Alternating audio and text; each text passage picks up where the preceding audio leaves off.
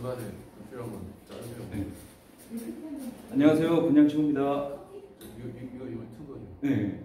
네, 다시. 네. 안녕하세요, 분양친구입니다. 예, 안녕하세요. 저는 게스트로 온 아워 데일리 브레드라고 합니다. 네. 오늘 그 메일방님, 예, 다른 유튜브 채널에서 이렇게 많이 하시는 분인데, 형제님이 이제 구원관에 대해서 예, 제가 궁금한 거 막 이렇게 물어보려고 게스트로 초청을 했어요. 구원관이 확 잡혀 있어야 그 다음에 진리가 자유케 된다는 그 말씀도 좀 이해가 갈 것 같고, 예, 이게 안 잡히니까 기쁨과 소망이나 이런 게 종교 생활로 빠지지 않을까 이런 생각이 자꾸 들어서 이번에 좀 또다시 구원 취소, 한 번 구원은 영원한 구원인가에 대해서 한번 또 여쭤보겠습니다. 네. 다른 건 아니고 제가 지금 이 댓글을 이렇게 보다 보니까 이 자유함이 없이 너무 이렇게 좀 뭐라 그러지? 구속됐다 그러나? 막 좁은 길을 가야 된다 그러고 막 그 뭔가 행위를 해야 된다 자꾸 이렇게 생각하시는 분들이 많은 것 같아요.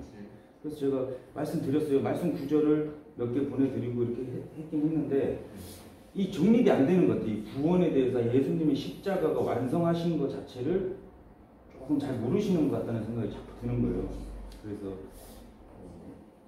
어떻게 하면 좀 구원관에 대해서 확신을 가질 수 있을까? 구원의 확신을 가지려면 어떻게 해야 될까요? 그 부분에 대해서 우리가 정답은 성경에 있으니까요. 네, 정답은 성경이에요. 성경은 하나님의 말씀이고 우리가 그 교리와 청량과 바울자분과 의로 훈육함에 유익하다고 했기 때문에 우리가 성경으로 교리를 세워야 우리가 신앙의 기초가 설 수가 있습니다. 자신의 체험이나 느낌이나 다른 것들을 가지고 행위를 가지고 믿음을 세우려고 하면 반드시 실패하게 되고요. 한국만 그런 것이 아니라 요즘에 기독교계는 다 행위를 강조하고 있습니다. 그게 전반적인 추세라고 보여지는데요. 그만큼 이제 행위 구원이 만연해 있는 시대에 우리가 살고 있기 때문에 아주 기초적이고 기본적인 것이라 할지라도 우리는 이제 은혜의 복음을 강력하게 얘기할 수밖에 없게 됐다. 그렇죠. 그렇게 된 것입니다. 그러니까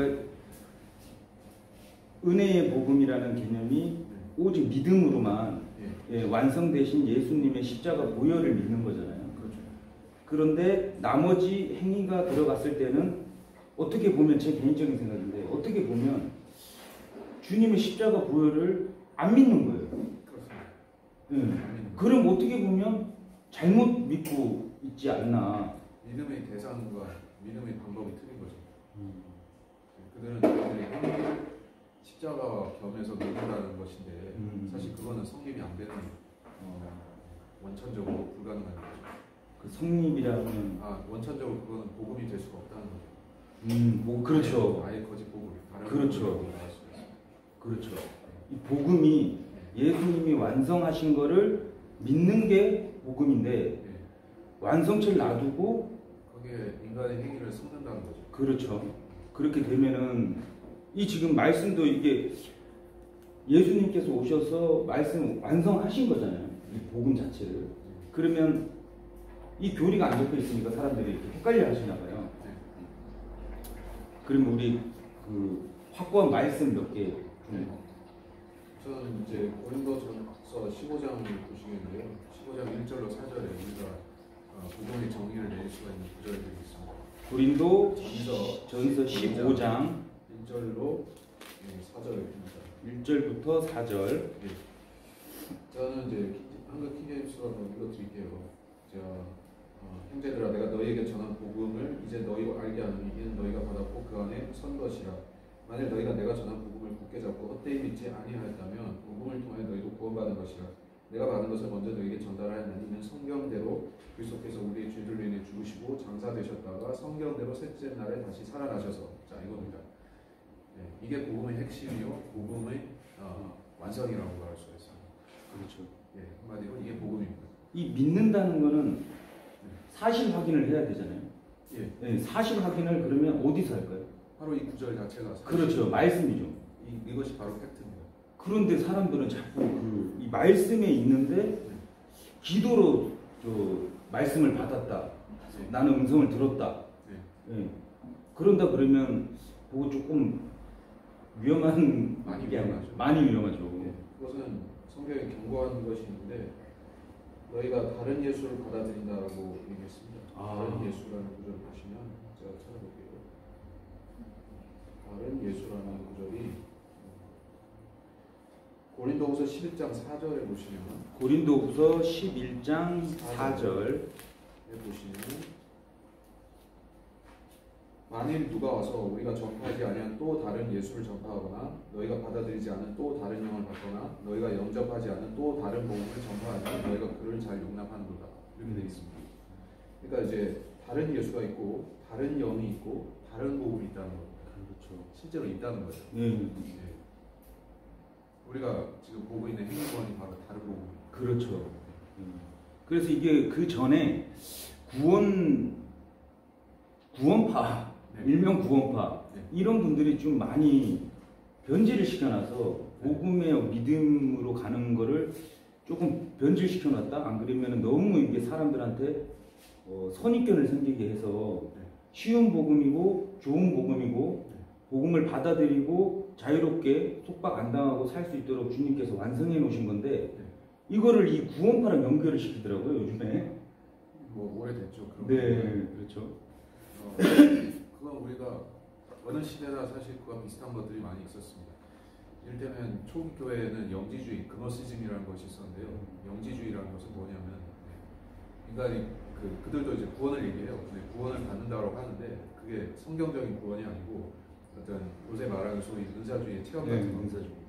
뭐 명상, 체험 뭐 이런 것들을 통해서 신비적인 것을 보고 마음속에 뭐 빛 같은 것이 들어와서 믿게 된다는 식이죠. 네, 그런 게 많아요. 근데 그렇게 믿게 되면 그 사람들은 성경대로 따르지 않습니다. 그래서 성경에서는 믿는 사람이 지켜야 되는 하나님의 계명들이 있죠. 서로 사랑하라든지 진리의 말씀을 공부하라든지 그런 계명들이 있다고 말씀니다. 그렇죠. 그리스도인이 구원받았다고 해서 그냥 거기서 끝나고 멋대로 사는 것이 아니죠. 그렇죠.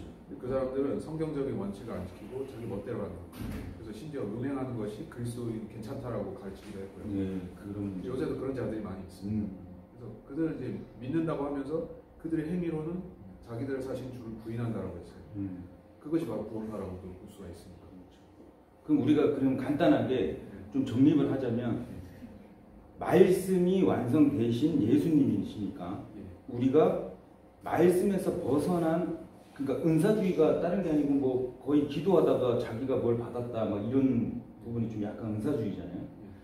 그러면 우리가 그게 먼저가 아니고 우리가 말씀을 먼저 말씀 안에서 이루어지는 성령님의 음성 뭐 이렇게 봐야 돼요. 음성이라는 것이 그 소리 그 구약 시대 꿈이나 환상을 보듯이 지금 수시로 사람들이 보고 듣고 하느냐 하면 절대 그렇지가 않습니다. 물론 드물게 그런 경우가 없다고 할 수는 없겠지만 그런 체험이 없다고 할 수는 없겠지만 대부분의 크리스찬들은 하나님께서 성경 말씀을 통해서 계시와 지혜와 지식을 주신다라고 보는 거죠. 그렇죠. 그게 하나님의 지금 시대 성도들을 인도하시는 하나님의 방식이라는 거죠. 우리가 그 방식을 따르면 성경대로 믿고 성장할 수가 있는데 이를테면 이제 사도행전이나 다른 부분을 보면서 야, 저 사도들은 저런 은사들을 받았는데 나도 받아야겠다. 난 저것이 부럽다라고 해서 그런 것을 추구하다 보면 반드시 이런 거짓 교리와 거짓 교사를 따르게 되어 있는 거죠. 그렇죠. 그들은 성경에 나오지 않은 것들을 본다고 하고 주장합니다. 네. 그들을 따라가면 파멸이 있죠.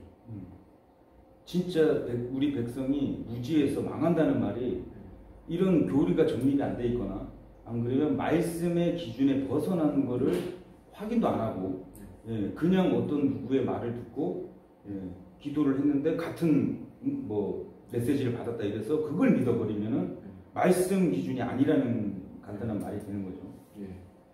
그래서 오늘 구원의 보장을 얘기를 하시는 중이니까 그런 구절들을 좀 볼 필요가 있지 않을까. 에베소서 2장 그 가장 우리가 복음에 대한 가장 핵심 구절인 에베소서 2장 8절 9절을 한번 보실까요? 에베소서 2장 8절로 9절. 8절로 9절. 이번에 좀 읽어주세요. 8절로 9절. 너희가 믿음을 통해 은혜로 구원을 받았나니 그것은 너희 자신에게서 난 것이 아니요 하나님의 선물이니라. 행위에서 난 것이 난 것이 아니니 이것은 아무도 자랑치 못하게 하려 함이니라. 예, 그렇습니다. 그냥 이건 게임 오버잖아요. 여기서 더 사족을 붙일 필요가 없는 그렇죠. 이게 구원의 시작과 끝입니다. 예. 이 말씀을 문자 그대로 믿는다면 어떤 논란도 필요가 없는 거죠. 그렇죠. 근데 믿지 않아서 문제인 거예요. 그렇죠. 제가 봤을 때도 이 아주 심플하고 다 써놓으신 말씀을 믿으면 되는데 희한하게 이런 말씀을 안 믿고요. 그 아까 말씀하셨던 사도행전이나 예. 뭐 마태, 마가, 누가, 히브리서. 예, 히브리서, 물론 히브리서, 야고보서도 그 말씀이 있더라고요. 제가 최근에 그 고린도전서 읽다가 제발 좀 어른처럼 좀 이해를 이렇게 요구를 하시는 거예요. 그러니까 구분을 조금 하고 좀 이렇게 해야 되는데 좀 안 그러신 분들이 많은 것 같아요. 근데 지금 이거 말씀을 이렇게 지금 있는 그대로 보면 에베소서 2장 8절로 9절 보시면 처음과 끝이 답이 딱 나와버리는 거죠. 그렇죠. 정말 이 말씀을 믿으면 다른 구절에 대한 게 이렇게 또 기준이 섰기 때문에 그게 보일 텐데 이 말씀을 안 믿고 다른 뭐 상급 문제나 혹은 뭐 유대인에게 천년왕국 그러니까 하늘 왕국에 대한 메시지 그러니까 예수님이 말씀하신 걸 이렇게 섞어서 보신다 그러면 이 말씀에 대한 또 모순이 발생하는 거잖아요. 그래서 성경은 기본적으로 올바로 나누어서 해석해야 되는 책입니다. 올바로 나누는 것은 해도 되고 안 되고 안 해도 되는 그런 선택이 아니라 반드시 시대를 올바로 나눠야만 되는 거죠. 반드시. 나누지 않는다면 성경을 서로 모순되게 할 수밖에 없는 거죠. 그렇죠. 왜냐하면 어떤 곳에서는 행위와 믿음을 얘기하기도 하고 어떤 곳에서는 믿음만으로 구원받는다라고 성경은 말씀하기 때문에 시대가 다르고 대상이 달라서 그런 것이거든요. 어떤 말씀은 유대인에 대한 말씀이고 어떤 것은 우리 같은 이방인 주인들을 위해서 하시는 말씀입니다. 말씀입니다. 근데 이걸 구분하지 않는다? 그러면 다시 말해 성경을 서로 모순되게 하고 하나님의 거짓말이라는 소리가 다름없어요. 그렇죠. 이게 엄청나게 심각한 거잖아요. 그 구약을 이용해서 예루살렘에 적그리스도가 쓰거든 유대에 있는 사람은 산으로 도망가라. 그렇죠. 근데 지금 대한민국 현상은 예루살렘 성전이 들어서지도 않았고 적그리스도 안 들어섰고 뭐 그리고 한국이고 적그리스도 들어서는 시점에 보이거든 유대로 도망가라. 근데 벌써 도망가 있어. 이게 앞뒤가 안 맞잖아요, 그죠? 그 예언은 상징적으로 해석하는 것이 아닙니다, 사실. 그렇죠. 구약의 예언들도 모두 다 문자적으로 이루어지는 예언들. 아, 문자적으로. 초림에 성취된 예언들을 비교해 보면 알 수가 있고요. 예수님의 초림에 대한 예언들요. 제가 알기로는 뭐 몇십 가지, 40여 가지가 있다고 알고 있습니다. 구약 성경에 이사야서라든지 예언된 것들, 예수님이 어떻게 오시는가, 그분이 임마누엘이다, 또 그분이 동정녀에서 태어나신다, 십자가에서 어떻게 죽으신다, 고난 받으신다, 이런 것들이 다 쭉 예언이 되어 있단 말씀이죠. 만약 그것들이 상징적으로만 되고 문자적으로 성취가 안 됐다면 어떻게 되는 거죠? 그러면 우리가 믿는 예수님이 맞는 예수님인지 아닌지 구분할 수가 없고 구분이 안 돼요. 구분할 방법이 없습니다. 그렇죠. 아니 소설 속에서 지어낸 예수님인지 어떻게 알 거예요? 예언되지 않았다고 하면. 그래서 구약에서 말씀하신 예언대로 그대로 성취되어서 오신 분이 예수님이기 때문에 우리가 그분을 하나님으로 믿을 수가 있는 거죠. 그렇죠. 근데 체험을 말하는 사람들은 아예 그런 것을 거부하는 것이고 자기들의 꿈이나 환상 속에 나타난 예수라는 사실 미칠 천사 사탄인데 그것을 따라가는 거죠. 그렇죠. 그래서 이 문자적으로 말씀을 봐야 되고 하나님이 워드 이 단어시고 말씀이시기 때문에 이 개념이 안 잡혀 있으면 그냥 막 섞어지는 거죠. 그래서 참 요즘에 진짜 이 킹제임스나 세대적 진리를 추구하시는 분들 그 다음에 나눠서 잘 보자고 하는 분들이 공격을 엄청 당하고 있는 것 같아요. 어떤 기성교회 목사님들이 유튜브 하시는 분이 세대적 진리, 세대주의자들 책을 읽고 그걸 바탕으로 말씀을 바르게 나누어서 보려고 하시는 분들까지 매도를 해서 너무 안 좋게 얘기하는 거예요. 그래서 제가 댓글을 달았는데 거기에 이제 막 붙어서 오는 댓글이 뭐냐면 정말로 섞여져 있는 거예요. 세대적 구분이 없이 통으로 봐야 되고 뭐로 이렇게 해야 된다고 자꾸 그렇게 주장을 하시더라고요. 거기에 대해서는 어떻게 생각해요? 기성교회들이 보통 다 그렇더라고요. 그러니까 말씀을 좀 나누는 한국들은 대부분 반세대주의 입장인데요. 그들이 취하는 입장은 장로교의 경우에는 언약신학이라고 하는데 언약 신학이라는 것은 하나님께서 구약과 신약이라는 부분을 사실은 하나로 본다 이거죠. 그 사람들은 예수님의 피로 맺은 하나의 언약인데 그냥 형식적으로 나눠놨다는 식으로 보는 겁니다. 그러니까 우리 세대주의 입장을 취하는 사람들은 구약의 모세를 실제 그 신약과 다른 언약이라고 보고 있는데 완전히 다른 성격이 다른 언약인데 그 사람들은 똑같다는 거예요. 그럼 어떻게 됩니까? 구약 시대 모세 밑에 있었던 사람들이나 그 이전에 아담 시대 사람들이나 모두 다 이제 그 사람들이 개인적으로 예수님을 구주로 믿고 영접해서 우리처럼 구원받았다고 주장하는 거예요. 구원가 되는 거죠. 근데 그건 성경의 사실하고도 위배가 되고 역사적으로도 그렇지 않고 그건 거짓말입니다. 그건 아예 거짓말이에요. 그러니까 그 사람들은 존재하지 않는 것을 믿는 거예요. 다시 말해서 십자가 이후에 우리가 살고 있는 우리 시대에 하나님이 주신 사도 바울을 통해서 주신 그 은혜 복음이라는 것도 안 믿고 그 이전 시대에 있었던 율법이라는 체계를 통해서 하나님께서 모형적으로 피 흘리는 것을 제물들을 피 흘리는 것을 통해서 제사를 통해서 예수님을 예표하신 그 부분도 거부한다는 것입니다. 다시 말해서 그들은 하나님의 방식을 안 따르겠다는 것이군요. 하나님의 성경에서 구속의 방식을 안 따르고 자기들 나름의 것들을 제시한다는 거예요. 그게 바로 행위권이에요. 그래서 그 사람들은 엄밀히 말해서 율법을 지키는 사람도 아닙니다. 신약의 그리스도를 믿는 사람도 아닐 뿐더러 율법을 믿는 사람들도 아니고 안 믿는 성경을 안 믿는 사람들이에요. 자신의 믿음을 믿는 사람입니다. 자신의 행위를 믿는 사람이고요. 그런 차이점이 있습니다. 그래서 세대적 진리를 고수하는 것은 우리가 마귀에게 점령당하지 않기 위해서 그냥 해야 되는 거죠. 안 그러면 먹히니까.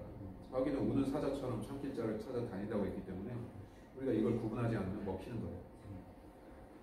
그리고 제가 디모데전서 4장을 읽다가 좀 궁금한 게 있는데 디모데전서 4장 네, 4장 1절 이제 성령께서 분명히 말씀하시기를 마지막 때에 어떤 사람들이 믿음에서 떠나 유혹하는 영들과 마귀들의 교리들의 주의를 기울이라 하시는데 이들은 위선으로 거짓말을 하며 자기 양심을 뜨거운 인두로 지진 자들이라. 요 1, 2, 9절인데 제가 약간 이제 제 뉘앙스는 이거는 이제 나중에 이제 하고 성령께서 분명히 말씀하시기를 이랬거든요. 네. 성령께서 말씀을 하셨다. 자, 성령께서 실질적인 성경의 저자이신 건 맞죠. 왜냐하면 사도들이나 선지자들은 뭐 자신의 영으로 성경을 쓴 것이 아니라 성령의 계시와 성령의 인도를 받아서 성경을 기록한 것이기 때문에 그렇죠. 심지어 이제 사도 바울 같은 경우에 개인적으로 서신서에 내가 하는 말이지만 이렇게 하는 것들도 있습니다만은 이것은 하나님이 주신 말씀이라면 내가 하는 얘기다라고 하는 경우도 있습니다만은 그것조차도 그렇습니까? 그조차도 영감받은 말씀입니다. 사도 바울이 개인적으로 내가 하는 말이다 한 것들도 사실은 성령께서 영감조사하게 하신 말씀들이죠. 그러니까 성경이 모두 다 영감받은 말씀일 수밖에 없는 거죠. 인간의 말을 얻는 겁니다. 그런데 이제 성령께서 분명히 말씀하시나요? 그러니까 창세기 시작부터 계시록 끝까지 모두가 성령께서 사람들을 시켜서 우리 사람들에게 주신 말씀이라고 믿는다 이거죠. 그게 우리의 정상적인 믿음입니다.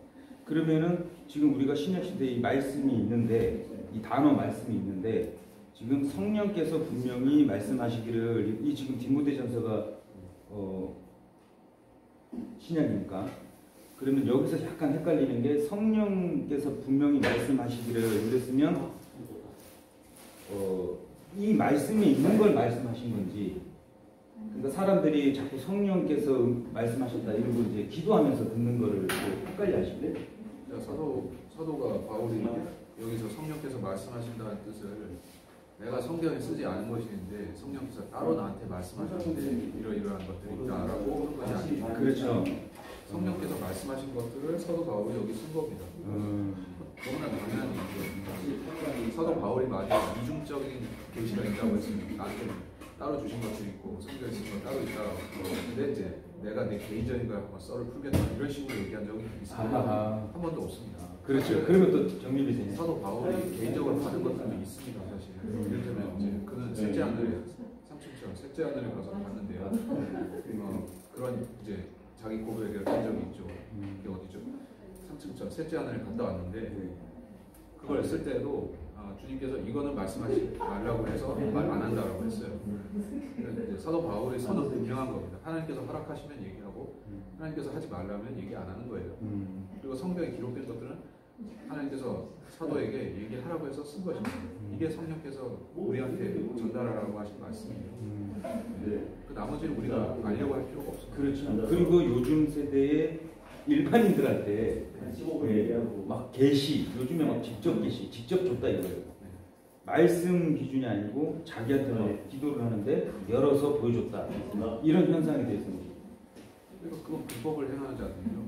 그렇죠. 불법자들이죠. 그래서 그런 것들을 하나하나 신경 쓸 이유가 없는데 어떤 사람들은 진짜도 있다라는 식으로 그래서 우리가 비교해보고 알아야 된다고 하는데 사실 비교해봐도 알 수 있습니다.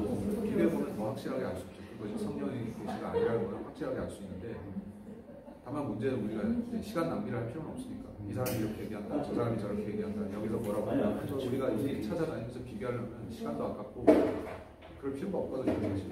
우리는 확고하게 자신의 믿음, 그러니까 그리스도의 믿음 안에 있으면은 그 사람들의 얘기는 들리지도 않습니다. 이제 믿음이 없는 사람들이 귀가 얇아서 팔랑팔랑해서 듣는 거죠. 또 그러면 미혹하는 영들이 그들을 미혹하는 것입니다. 그런 논리로 가는 것 같아요. 이제 또 마지막으로 어떤 사람들이 믿음에서 떠나 이 믿음에서 떠나 저도 이게 조금 궁금했거든요. 근데 이게 구원 취소 말은 아닌 것 같고 구원 취소는 아닙니다. 네, 구원 취소는 아닌 것 같은데 믿음에서 떠난다는 개념이 그걸 배교라고도 말하는데요. 아, 배교. 데살로니가 후서 2장 배교에 대한 말씀. 데살로니가 후서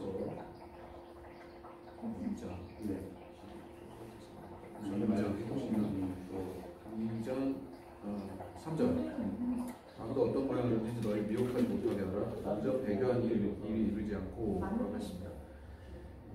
이 구절은 뭐 배교가 어떤 것이라고 설명하지는 않았습니다만은 우리가 베드로 전서 그리고 요한일서 이런 것들을 보면 배교가 뭔지를 알 수가 있어요. 물론 사도 바울도 마지막 날들에 있을 배교를 많이 얘기했습니다. 사람들이 자기를 사랑하고 돈을 사랑하고 부모로 공동체하고 등등등등 그 마지막 때의 사람들이 이럴 것이다라고 바울은 얘기했고 사도들은 다 얘기했습니다. 그 마지막 날들이 언제죠? 바로 우리가 지금 살고 있는 이 때를 마지막 날들이라고 성경이 하는 겁니다. 그러니까 지금 미혹하는 영들이 일어나는 때예요. 그래서 좀 전에 질문하신 게 뭐였더라? 믿음에서 떠난다고 하는 게, 자, 뭐 그러면 믿음에서 떠난다는 것은 믿음이 있는 사람이 믿음을 잃어버린다는 뜻이죠. 그러면 이제 혹자는 이걸 가지고 구원을 받은 사람들이 믿음에서 떠난다면 구원을 잃어버리는 것인가 이렇게 생각할 소지도 있죠. 그렇죠. 근데 사실 그것은 아니고 여기서 이제 디모데전서 4장이었죠. 디모데전서 4장. 자, 구절을 보면서 말씀드리겠습니다.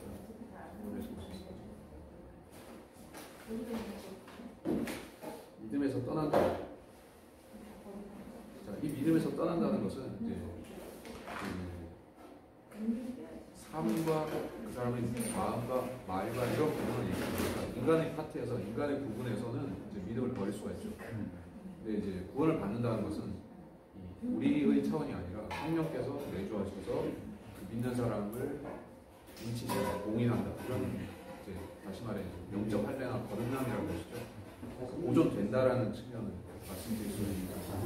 우리가 설령 배교한다 할지라도 믿음을 버리고 다른 신을 따라간다 할지라도 우리가 구원받은 사실에 있어서 변함은 없다는 거죠. 왜냐하면 하나님은 신실하시고 거짓말하지 않으신 하나님이죠. 한번 약속하신 것은 하나님 편에서는 취소하지 않습니다. 우리가 신실하지 못한 거죠. 하나님은 약속을 지키시는 바라보는 우리들이 또 인본적으로 저런 사람이 어떻게 구원을 받을 수 있어? 이런 식으로 자꾸 생각을 해서 그런 건가요? 뭐 실제로 우리가 저 사람 구원 안 받은 것 같아 라고 얘기할 경우에 그런 사람들은 또 되게 구원 안 받은 사람들이긴 합니다. 네. 근데 그것이 뭐 우리가 바라보는 그 관점이 꼭 중요한 건 아니고 그 사람의 마음속에 예수님의 십자가 보혈을 믿는 그 믿음이 있느냐 하는 것이 그게 구원을 결정하는 거죠. 그래서 우리가 뭐 누구를 구원 받았다 안 받았다고 굳이 말할 필요는 없는 거고 그런 것 같을 수는 있지만 저 사람 안 받은 것 같아 라고 할 수는 있겠지만 우리가 그걸 결정할 필요는 없습니다. 그렇죠. 알 수도 없죠. 정확하게는 알 수 없죠. 정확하게. 그래서 구원 취소, 한번 구원은 영원한 구원이다. 여기서는 이제 게임이 이게 다 끝났어야 되는데 이게 계속 화두가 돼서 자꾸 얘기가 나오고 그러니까. 그래서 제가 이제 그 사람들이 그렇게 하는 몇 가지 이유 중에 하나가 그 한국 개신교의 기본적으로 은혜 복음에 대한 정확한 것이 없었어요. 개념이. 그렇죠. 그래서 여러 가지가 섞여 있었어요. 왕국 복음이 있었고 네. 사회 복음이라는 것도 있었어요. 사회 복음은 그 개인이 예수님을 영접하는 거 말고 우리가 이제 예수 믿어서 사회를 변화시켜야 된다는 거예요. 이제 뭐 사회를 부정부패 없고 이제 좋은 사회로 만들어야 된다는 그런 생각이죠. 그게 이제 유럽에서부터 시작돼가지고 미국에도 있었고 그리고 이제 우리가 복음이 전파됐던 초창기에 우리 한국에 구한말에 들어온 거죠. 그래서 그 당시에 들어왔던 선교사들은 상당히 그런 생각을 많이 했다는 거죠. 그들은 들어와서 뭐 병원도 세브란스 병원도 짓고 학교도 세우고 사회복지 사업을 많이 하면서 그 과정에서 이제 기독교로 유입된 사람들이 많이 있었죠. 그 사람들은 개별적으로 복음을 믿은 사람도 있었고 아닌 사람도 있었어요. 기독교가 그렇게 시작했죠. 그리고 나중에는 또 은사주의가 한참 나중에 또 들어왔죠. 그래서 한국의 기독교는 다른 복음이 정립될 시기가 별로 없었어요. 네, 다른 것들이 너무 많이 이제 활동을 해서 은혜 복음이 정립될 것이 미흡했어요. 지금도 그래요. 그래서 사람들은 아직도 복음이 뭔지를 몰라서 헤매고 있는 사람들이 너무나 기독교계에는 넘쳐나는 거죠. 이거는 뭐 비단 우리나라만의 현상은 아니지만 우리나라가 훨씬 더 심각한 거죠. 기성교회를 10여 년 다니면서 이제 막 예수님인데 예수님의 보혈을 믿는 거는 뭐 많이들 믿으시는 것 같아요. 근데 이런 교리나 이게 정립이 안 돼 있어요.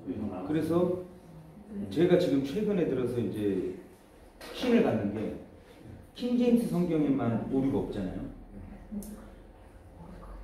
개역개정이든 NIV든 다른 성경에서는 뭐 변개가 너무 많이 됐더라고요. 근데 킹제임스 성경만이 오류가 없다는 것 자체가 확신이 드는 거예요. 하나님께서 전지전능하시고 이렇게 만들어 주셨다. 이런 게 이제 믿음이 확 들어오더라고요. 우리가 복음을 전하기 위해서 어떤 성경을 써야 되냐 물어본다면 당연히 킹제임스 성경을 써야 된다는 거죠. 뭐 그러면 또 이제 난리칠 사람들이 킹제임스 성경에만 구원이 있단 말이냐 이런 소리를 하는 사람들이 당연히 대한민국 대부분이 이걸 안 쓰고 다른 걸 쓰니까 그 사람들은 이게 맞다 그러면 우리는 그 사람들한테 안 물어볼 수 있죠. 그래? 그러면 당신들이 성경으로 복음 잘 전하냐고. 당신들이 쓰는 뭐그 기여정이든지 뭐든지 간에 그걸로 복음 잘 전해지냐고 물어볼 수 있는 거죠. 우리는 복음을 전하지 않습니다. 사실 복음을 안 전하는 사람들 그러니까 성경은 뭘 쓰고 상관이 없어요. 자기들의 성경이 예수님의 신상이 지어져 있건 삼위일체가 없건 복음이 행위로 바뀌어져 있건 상관 안 하는 거예요. 왜냐하면 그 사람들은 복음을 전할 일이 없기 때문에 칼빈주의 있잖아요. 복음 전할 필요가 없어요. 요 칼빈주의가 장로교의 핵심이고 그 밑에 영향을 다 받은 것 같아요. 그러니까 개신교 전체에 영향을 줬어요. 칼빈주의 안 믿는 전체에도 다 영향을 줬어요. 그래서 태도는 다 그런 칼빈주의를 한마디로 요약하자면은 우리 복음 전할 필요가 없다는 사상이에요. 그냥 교회로 사람들 데리고 와서 재미나게 해주면 되는 거예요. 그게 칼빈주의. 그러니까 우리가 지금 이거 믿으면서도 여러 같은 형제 예수님 믿는 같은 형제들끼리도 너무 이제 막 조금만 안 맞으면 이렇게 근데 딱 구원과는 같아야 되지 않을까. 구원이 받지 않으면 교제할 수가 없어요. 그렇죠. 교제가 불가능해요. 저도 최근에 뭐 이렇게 가까이 지내시는 분들이 교회를 20년, 30년 다니셨는데 구원관이 틀리니까 대화가 안 돼요. 제 생각에는 그 구원 취소가 있다고 그러고 가다가 취소가 될 수 있다 그러면 예수님을 너무 이렇게 모르는 것 같아. 이미 완성된 이거를 십자가 복음 이거를 그래서 어떨 때는 제 나름대로 거룩한 분노라 그러니까 속 안에서 막 아닌데 이런 생각이 좀 많이 들긴 합니다.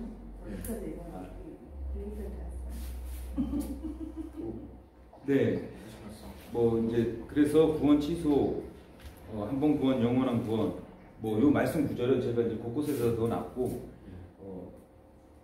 우리 매일밤 형제님께서 이 구원 취소 가지고 힘겨워하시고 진리를 모르니까 이 착각하는 거잖아요. 자유는 이 자유라는 개념도 이렇게 착각하나 봐요. 진리가 자유케 되고 해방되고 수고하고 짐진 자 예수님께 다 오라고 그랬는데 그런 뜻도 모르고 이렇게 힘들어하시고 계신 분들이 있거든요. 마지막으로 또 전해주시고 제가 또 그 하나는 죽으신 분들 때문에 힘드신 분들 많더라고요. 그래서 댓글도 보니까 근데 성경에 또 써 있어요. 죽은 자가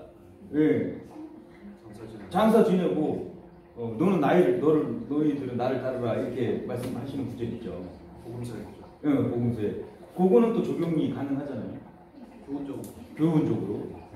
근데 어떤 저도 좀 예전에 할머니가 마지막에 신천지로 가셔가지고 돌아가시고 나서 너무 괴로웠거든요. 천국 가셨을까? 그러니까 지금 개념이 이제 하늘 왕국, 뭐 하나님 왕국 이렇게 좀 잡혔는데 개혁 개정을 보다 보니까 하늘 뭐 이렇게 뭐 이렇게 해서 천국 그냥 이렇게 생각을 했었는데 그때 너무 괴로웠거든요. 근데 정립은 지금 됐어요. 돌아가신 분은 돌아가신 거고. 성경은 새 왕국을 얘기하는데 킹덤 오브 헤븐, 킹덤 오브 갓, 세븐의 킹덤 세 가지 그 왕국이 있습니다. 그거는 이제 각각의 대상이 다른데요. 하늘 나라라는 것이 있죠. 하늘 나라라고도 하고 이제 흔히들 뭐 천국이라고 부르긴 하지만 사실은 하늘 나라인데 하늘 나라에 가는 사람들은 누굽니까? 이 시대에 하늘 나라 갈 수 있는 이제 권리가 있는 사람들은 그리스도인들이죠. 예수님의 피, 보혈을 믿고 십자가의 공로가 우리 죄를 사했다는 것을 완벽하게 믿음으로 받아들인 사람들이 하늘나라에 가는 거죠. 그리고 이제 천국이 있습니다. 천국은 예수님이 신선하시면서 약속하신 바 돌아와서 여기에 보좌를 세운다라고 하셨던 그 약속을 기다리는 것입니다. 그래서 천국이 있습니다. 천국 이제 킹덤 오브 헤븐 그것이 있습니다. 그것은 이제 미래에 올 것이고요. 사실 우리는 소유하고 있지 않지만 미래에 올 것입니다.